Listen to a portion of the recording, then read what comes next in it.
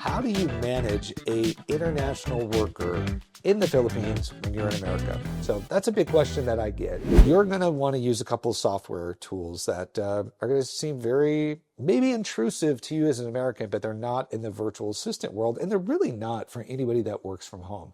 So a lot of companies do work from home, and there's just some basic requirements. So the first thing you're going to absolutely want to use is Screenshot Monitor. So that software is going to be your best friend, and it's very clear when I hire somebody, we set the expectations. You are going to have this turned on every time you work. And you're in the Philippines, I'm in Scottsdale, Arizona. There's no way I can just peek in the hallway down, see what you're working on. Not that I'm spying on you, but when I had an American business and I was in the office, I'd pop in like, what's going on? What you working on? And then we would talk.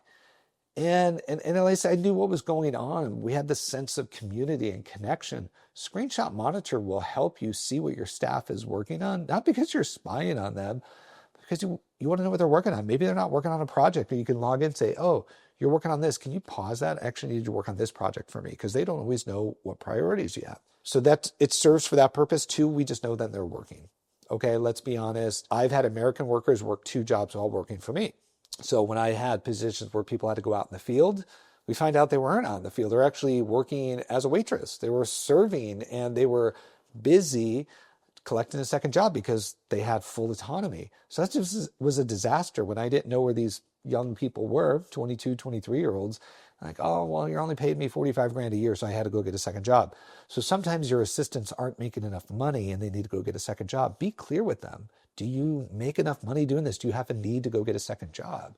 So we're clear about that. If you want to work for me, this is your job, and we're going to monitor your screen, and your payroll every Friday is going to be 100% based on those. So I tell people, you get one mess up, like you didn't turn it on Tuesday. Okay, well, the next time it's going to come out of your paycheck, and I bet you'll turn it on. And I can tell you, since we've done that, nobody misses. The only people that miss end up not working very long for us because they realize they're not going to be able to work multiple jobs. And I want them to be able to do that if that's what they want to go do.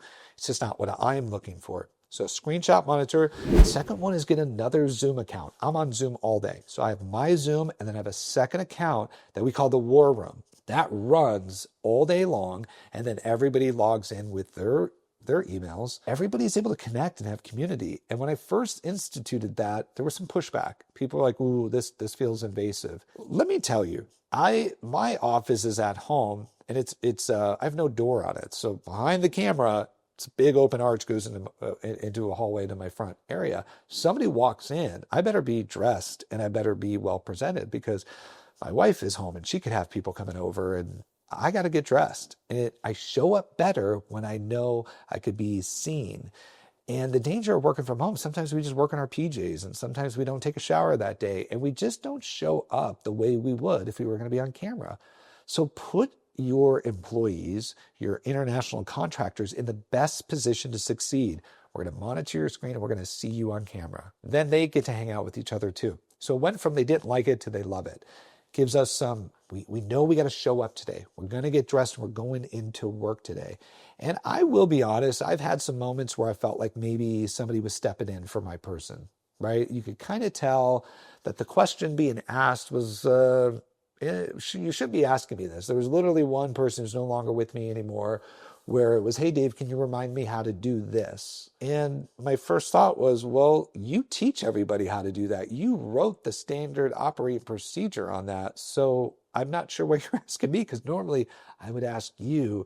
And I had a sneaky suspicion that maybe it was a family member. Could have been the husband, could have been a mom. They could have had to run out and go do something, said, hey, can you cover my shift for me? And, that's not the environment that you want. Okay, so get Screenshot Monitoring, get a Zoom meeting, have that run, and then you can log in. And it's as cool as like when you worked in an office, you could just pop in and say hi. So instead of saying, hey, can we all jump on a meeting? I could just log into my Zoom War Room and say, hey, everybody, Dave's here. And they need to know that, and I want to be able to have access to that. Those are going to be your 2 best friends to help you monitor and manage your international worker in the Philippines. Hope that was helpful.